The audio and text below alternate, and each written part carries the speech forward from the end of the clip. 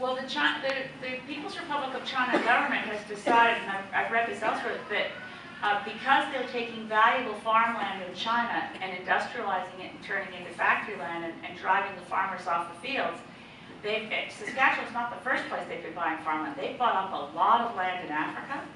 Now there's speculation that some of that land in Africa may be for large solar farms, producing energy. But the extent of the numbers of things in the different sectors the People's Republic of China is buying is really quite staggering. So they have been buying up farmland in Saskatchewan and in Ontario that I've heard of. So they're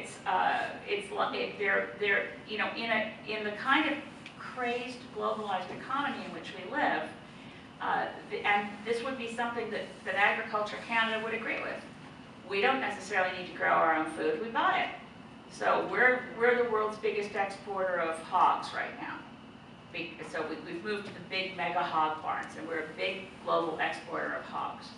So the presumption, but they're trying to destroy supply management for poultry and for dairy, and so then they would say, well, why do we need to have Canadian cows producing milk for Canadians?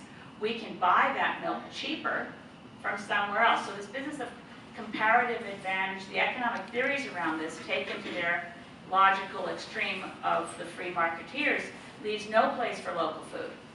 And so China's just following the model as the strangest kind of country to have on the planet is a non-democracy that's capitalist. The communist capitalist model has embraced this free marketeering and a globalized economy in which as long as you can do it cheaper, go global. And the same thing, you look back to XL Beef. Who was working in that plant in Alberta? Senegalese temporary foreign workers. It's as if there's a decision that they haven't let the citizens of the world in on, that governments have decided that they only work for transnational corporations, and the concerns of citizens have to be handled through a bunch of self-serving slogans and keep us anesthetized from what's really going on. I look at what's happening between China, the US, the corporate world, the fact that they have never, I shouldn't go on about this, but the fact that the Wall Street guys that nearly destroyed the world economy, not one of them has gone to jail, and they haven't changed the rules of how they gamble with people's money in foreign derivative markets. And the one piece that's been put forward in the international negotiations around bankers and the G8, which is being promoted by France and other countries, that we should have a financial transaction tax, it's vigorously opposed by Canada. Why are we vigorously opposing a financial transaction tax, which could stabilize the global economy so we're not at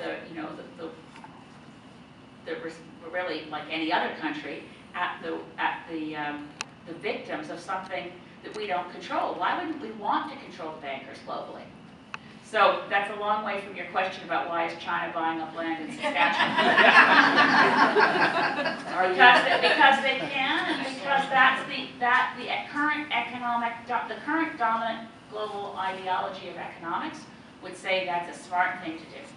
But if you look at all the agricultural areas in the world, through drought, through floods that have disappeared or been built up on, it's just exponentially disappearing. Well, that's why the global food crisis, which keeps reoccurring with greater regularity, is directly related to the climate crisis, directly related to you look at the blistering heat wave that sat on top of the bread baskets of Canada and the US all through the summer of 2012, is directly related to the loss of Arctic ice. The loss of Arctic ice slows down the movement of the jet stream, and so the jet stream, instead of moving fast like this, is doing these long loop-to-loops that sit on top of areas. So you get areas that are getting nothing but cold, wet rain, and areas that are getting nothing but oven-like temperatures. And so it's not as if we have to wonder what will happen when we lose Arctic ice. We're already seeing a big example of it. So keeping ourselves in a place where we can grow food with any level of predictability takes reducing our dependency on fossil fuels right away. So it's a question of what does China intend to do with that land in Saskatchewan? Who knows? It might not be for farming. It might be for solar farms. It might be for something else.